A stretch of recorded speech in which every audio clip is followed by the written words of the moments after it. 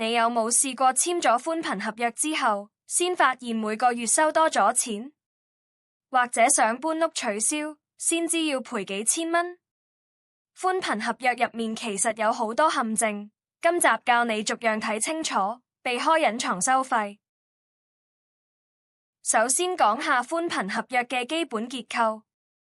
第一，合約期，常見嘅有24個月同36個月，部分供應商有12個月短約。第二，月費，每月固定費用，但要注意平均月費同實際月費係兩回事，等陣會詳細講。第三，安裝費，通常話豁免，但提前取消可能要補回。第四，設備，router 係送定啫，約滿後要唔要退還？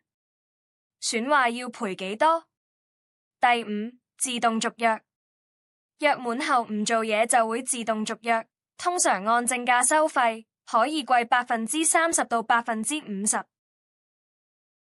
而家講下5大隱藏收費。第一，安裝費，雖然寫住豁免，但如果提前解約，好多供應商會要你補回全數，通常係680蚊。第二，搬遷費，搬屋要額外收費，大約150到300蚊。部分供應商免一次搬遷費，記得簽約前問清楚。第三，自動續約加價，呢個係最大嘅陷阱。約滿後唔做任何嘢，就會自動按正價收費，通常比優惠期貴30%到50%。第四，提前解約罰款，合約未到期就取消，要賠剩餘月份嘅費用。例如仲有12個月乘100蚊，就要賠1200蚊。第五，增值服務，防毒軟件、雲端空間呢啲，通常有免費試用期，但過咗之後就自動收費，每月50到100蚊。而家講一個好多人中招嘅陷阱，就係平均月費。廣告成日寫月費98蚊，但呢個係平均月費，唔係你每個月實際俾嘅錢。計法係咁嘅，頭6個月免費，之後30個月每月收117.6蚊。平均計就係0乘6加117.6乘30，除以36個月，等於98蚊。但實際上你大部分時間係俾緊117.6蚊，所以簽約時要問清楚每個月實際扣幾多錢，唔好信廣告嘅平均月費。亦要留意有冇預繳回贈條款，即係你要先俾錢，之後每月回贈返俾你。合約期點揀呢？12個月短約月費較貴，但彈性高，適合租客或短期居住嘅人。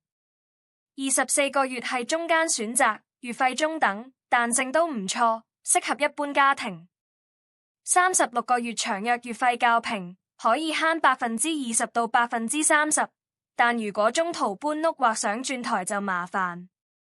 建議唔確定住幾耐就揀24個月，確定長住先揀36個月。簽約前有8樣嘢一定要確認。第一，確認每月實際收費，唔係平均月費。第二，確認合約期幾長。第三，確認安裝費有冇豁免，提前解約要唔要補回。第四，確認 router 係送定借，退還條件係咩？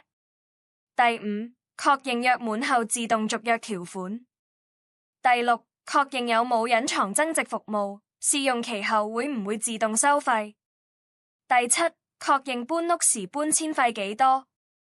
第八，確認提前解約罰款嘅計算方式。呢8樣全部問清楚先好簽名。約滿續約有攻略。第一步，約滿前2個月開始查詢其他供應商嘅報價。第二步，攞到對手嘅報價之後，用嚟同現有供應商議價。第三步，打去客服，話你考慮轉台，通常佢哋會將你轉去挽留組。第四步，挽留組通常會出一個比正價平20%到40%嘅優惠。第五步，比較轉台同續約嘅價錢，揀對你最抵嗰個。記住，唔好被動等佢哋聯絡你，要主動出擊先有着數。如果決定轉台，流程好簡單。第一步，WhatsApp 新供應商查詢你地址嘅覆蓋同報價。第二步，確認月費、合約期同贈品，然後簽訂新合約。第三步，新供應商會安排上門安裝，一般3到7個工作天。第四步，等舊約到期後自動終止，新寬頻已經喺度用緊。記住提早安排，確保新舊交接順暢，唔好出現冇網用嘅空白期。最後分享幾個慳錢貼士。第一，長約通常比短約平20%到30%，確定長住就揀長約。第二，免費期要計數，頭幾個月免費唔代表全期平。第三，贈品值幾多要衡量。Disney 加或 Netflix 值唔值加嗰20蚊一個月？第四，轉台價通常比直接續約平，唔好怕麻煩。第五，千祈唔好自動續約，約滿前一定要主動查詢。第六，格價多間，唔同供應商價錢差距可以達到50%。答幾條常見問題。第一，約滿唔做嘢會點？自動續約按正價收費，通常貴30%到50%。建議約滿前1到2個月主動查詢。第二，可唔可以中途取消合約？可以，但要支付剩餘月份嘅費用作為罰款。第三，搬屋寬頻點算？大部分供應商可以搬遷，但可能收費150到300蚊。部分供應商豁免一次搬遷費。總結一下今集重點：睇清每月實際收費，唔好信廣告嘅平均月費。留意安裝費、搬遷費、提前解約罰款。約滿前2個月查詢轉台或續約優惠。善用挽留組，通常可以減20%到40%。簽約前逐項確認 checklist。格價多間，WhatsApp 查詢免費方便。今集就講到呢度。如果覺得有用，記得 like、subscribe 同 share。有任何問題可以喺留言區話我知。下集會教你認識拼、延遲同頻寬，打機串流必睇。我哋下集見。